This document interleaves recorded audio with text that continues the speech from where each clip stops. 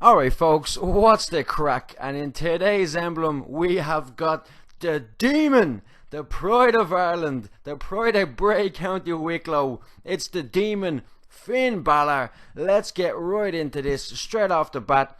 All we're going to do is get the letters B and A and make them nice and big, nice and chunky. And okay, so for the letter L, we're going to make that just the same thickness as the B. Don't forget to make those letters nice and big, nice and chunky, because you really want to make them stand out. We're going to get this swoop, stick it in as the actual swoop of the L itself, fixed scale it, use that fixed scale to get the angle that you want, and then place it in to the L, the actual L shape as well. Don't forget to use the I. We're not using an L, we're using the I to make the letter L here. Don't forget, that's very important. Okay, so you want to just get the O and the R to fill in the word Balor, and that's really that part done. Grab yourself a semicircle and get it nice and long. Make it nice and long, nice and thin, and give it a nice bright red. And that's going to give you the top, just to cut off between Finn and Balor. That's what that's going to be there for.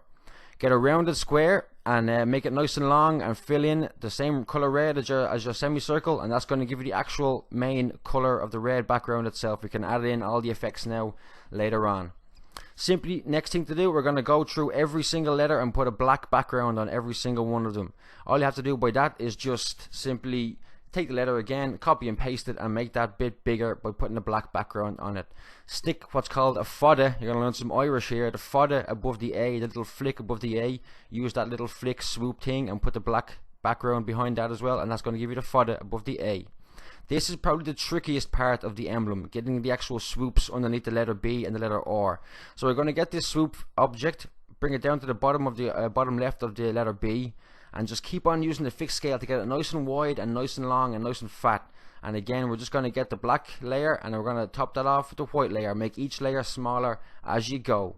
It's kind of tricky, but just mess around with the angles and you will get it. The same applies for the A, the same applies for every single letter. Red, black and white on top of each other in that order. Red on the bottom, black in the middle, white on top, and just make sure that the white swoop matches the thickness of the actual letter itself. Again, it will be tricky, but with a bit of messing around with the fixed scale, you will get there eventually. It's not that hard, and you're seeing it there now. It's just a simple case of copy and paste the whole way. The right hand side of the A is a little different, so go ahead. I think this is called a wind sock. So go ahead and get that from the objects. And again, red, black and white to give you those three layers for the background, and that's going to give you the bottom part, the bottom right for the A itself. It's not a spike on that one, it's kind of like a little blunt, I don't know what you'd call it, that kind of thing there. Same goes for the L. You're going to grab the same objects as before, just copy and paste them and move them down a few layers so that they fit behind the white L itself. And we're going to make those layers red on the bottom, black in the middle and white on top. It really is the same thing the whole way through, so it's quite handy.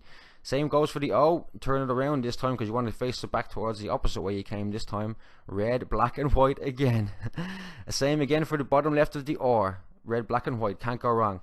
This is where it gets tricky, the bottom right hand section of the R itself. And I know that the R isn't exactly the way the Finn Balor R is in the logo, but it's the closest we're going to get without having to make it ourselves, and we're just not going to bother doing that because it's too time consuming. This is the trickiest part. We can edit it all throughout the emblem. We will get it towards the end once we fill the background in.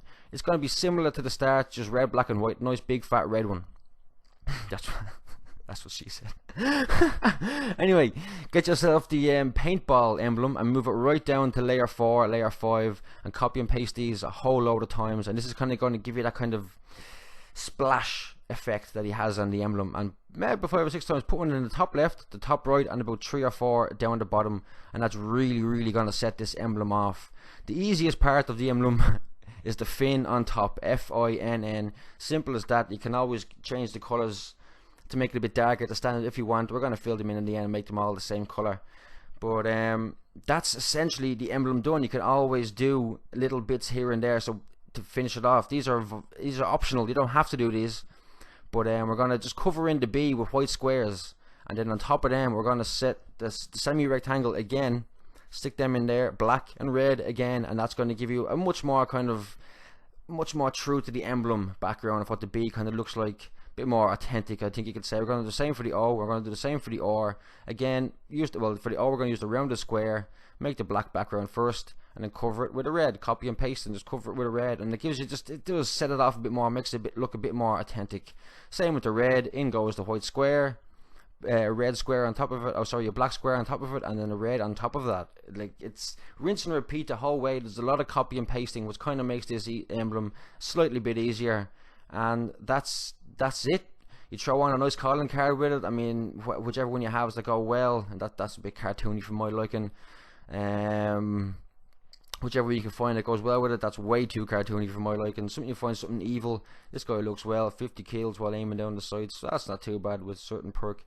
There are call signs that work well with it. If you have this one that's a gift from the black market, this works really well with it. I don't know, that looks really nice.